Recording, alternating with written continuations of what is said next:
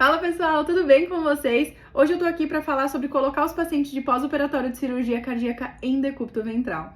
Eu sei que é um assunto que causa muita dúvida, que tem muita gente que tem receio de fazer isso, e eu tô aqui para falar e simplificar para vocês como que a gente pode fazer isso, qual o tempo que a gente precisa esperar, quais são os cuidados que a gente precisa ter e as adaptações que a gente pode fazer. A gente tem na literatura hoje que a parte muscular leva de 2 a 3 semanas para ter esse reparo, e que a parte óssea, então a parte do externo, que foi aberta ali para que o coração pudesse ser acessado, demora de 8 a 10 semanas, segundo uma publicação do Hospital Sick Children lá do Canadá.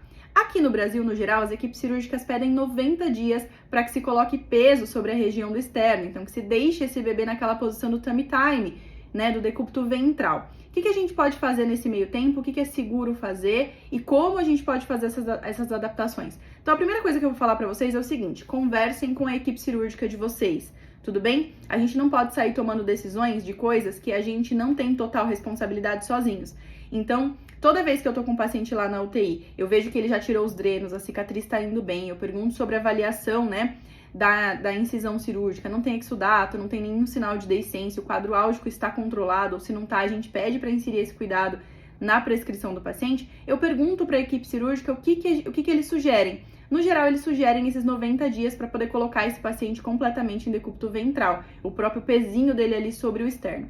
Nesse meio tempo, caso esse paciente esteja dessa maneira que eu falei para vocês, então sem dreno, sem dor, com a cicatriz ok, a gente pode fazer algumas adaptações para continuar fazendo o estímulo neuropsicomotor desse nosso paciente, continuar estimulando o desenvolvimento dele sem causar nenhum prejuízo para a incisão cirúrgica. E é isso que eu vou mostrar para vocês agora. Como a gente não pode colocar peso nessa região, a sugestão é que a gente coloque peso nos quadris e nos membros inferiores. Então eu trouxe aqui 2 coxins para mostrar para vocês como a gente pode fazer essa adaptação sem colocar o peso aqui na região superior do tórax e ainda assim oferecer estratégias de desenvolvimento, de alcance, de terapias com apoio do membro superior sem colocar peso nessa região.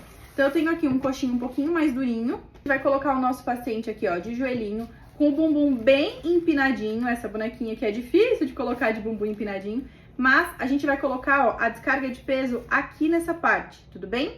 E aí, se a gente precisar apoiar esse paciente, é interessante que esse coxinho que a gente tá usando aqui, ele esteja pelo menos aqui na região da lombar do nosso paciente.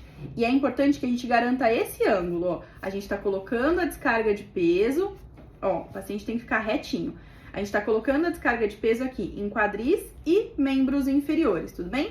E aí a gente pode passar o braço aqui na frente para dar sustentação para esse nosso paciente. Alguém pode chamar a atenção dele aqui com um brinquedo, com um objeto, pedir para a mãe dar a volta ali no berço e ficar chamando a atenção dele. Segurem aqui, ó, estabilizem o quadril desse paciente e mantenham a descarga de peso, ó, retinha. Não é interessante que esse paciente fique assim, ó, que tenha esse vão aqui entre ele e o coxim, porque aí a descarga de peso vai estar sendo aqui, ó, bem na parte do tórax.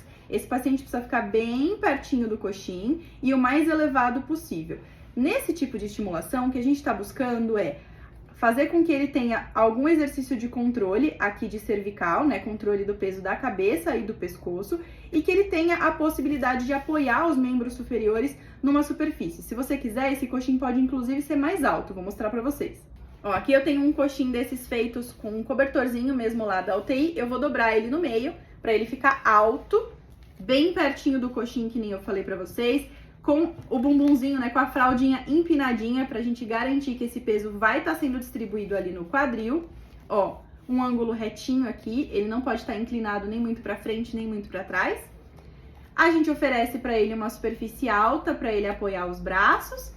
E a gente treina aqui, ó, o controle da cabeça e do pescoço, tudo bem? Essa não é uma posição oficialmente, né, de tummy time, ele não vai estar deitado, né, em cima do tórax dele como deveria ser, mas a gente consegue fazer a mesma coisa que o tummy time faz, que é proporcionar apoio no membro superior, o controle da cabeça, a descarga de peso, sem comprometer a parte cirúrgica desse nosso paciente.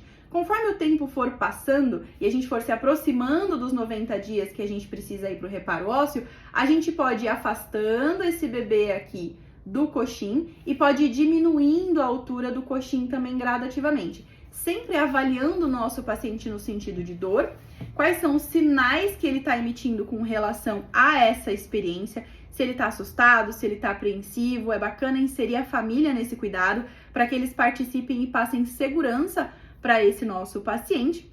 E sempre conversando com a equipe médica, com a equipe cirúrgica, para a gente oferecer uma conduta de qualidade. E se você chegou até aqui e gostou da adaptação desse exercício e da explicação aqui sobre a reparação do tórax do nosso paciente de pós-operatório, eu tenho um convite para te fazer. No dia 19/6, às 19 horas, a gente tem mais uma das nossas aulas secretas. Aquelas aulas que não ficam disponíveis em nenhum outro lugar. Então, se você quiser participar dessa aula, escreve cardio aqui embaixo que você vai receber as informações de como é que você acessa essa nossa aula secreta. Tudo bem?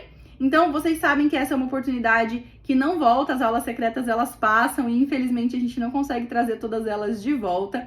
Vocês vão me testar em sala de aula enquanto professora, para vocês saberem se a minha didática falando de cardiopatia congênita tá bacana para vocês, se você vai querer fazer parte da primeira turma desse curso que tá sensacional. Então, se você quiser participar da aula secreta, ela é completamente gratuita. Escreve cardio aqui embaixo que eu te mando todas as informações.